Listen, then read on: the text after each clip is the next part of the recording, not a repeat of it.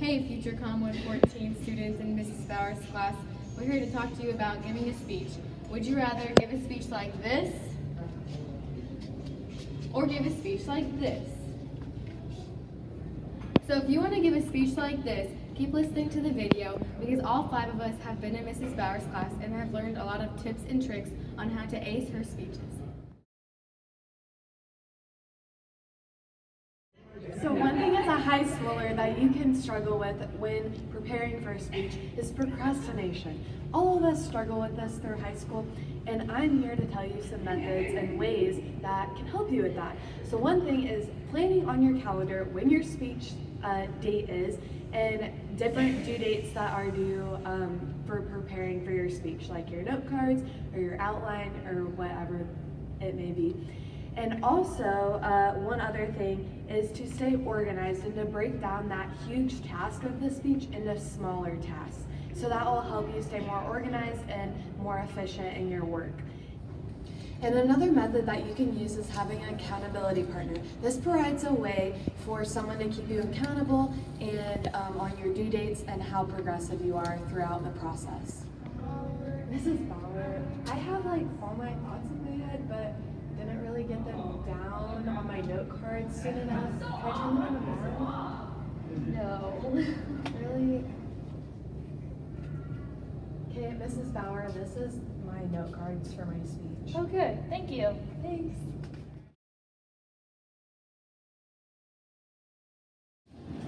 So today, I'm going to be giving a how-to speech on how to, When practicing for your speech, you want to make sure to record yourself so that you can play it back without the audio and watch yourself in your body language. As you can see in this video, I need to stop moving around so much and I need to stand more confidently and poised. I want to make sure to also practice using just the audio and not the visual as well. This will allow you to focus more on your language usage and see if you need to slow down or speed up your speech in any way. It is also helpful to practice in front of a small crowd. This will allow you to become more comfortable speaking in front of people and will allow them to be able to give you tips on what you need to change in your speech.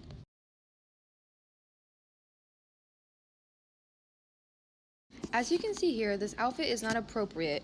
Yoga pants make you look lazy, as well as long sleeve comfortable shirts. As you can see here in this next example, the shirt is very vibrant and colorful and a bit distracting, as well as the leggings that are not appropriate. This last example is the ideal outfit for giving a speech. As you can see, the jeans do not have holes and the shirt is not distracting. Now keep in mind that when giving a speech, you want to make sure that your outfit matches your audience. Some things to not do while you're presenting is to not be slouching and make sure you're not facing the wall. You also want to make sure you have your hair out of your face because you do not want to be playing with it in front of everyone. Make sure your hands stay out of your pockets and don't be swaying around. Some things you do want to do while you present is you want to be standing still and make sure you're using your hand gestures. Also, have your hair out of your face, so be aware of the day you're presenting and make sure you're confidently standing.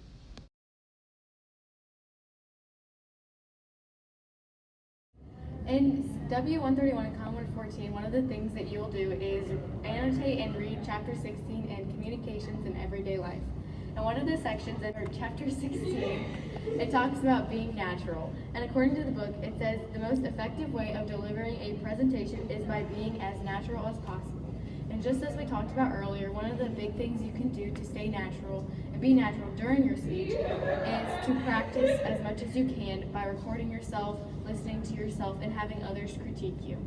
The book also talks a lot about being as conversational as possible. So in Chapter 16, it talks about how when you give your speech, you're more than likely, especially in Mrs. Bauer's class, you're going to know the audience and the peers because you've gone to school with them.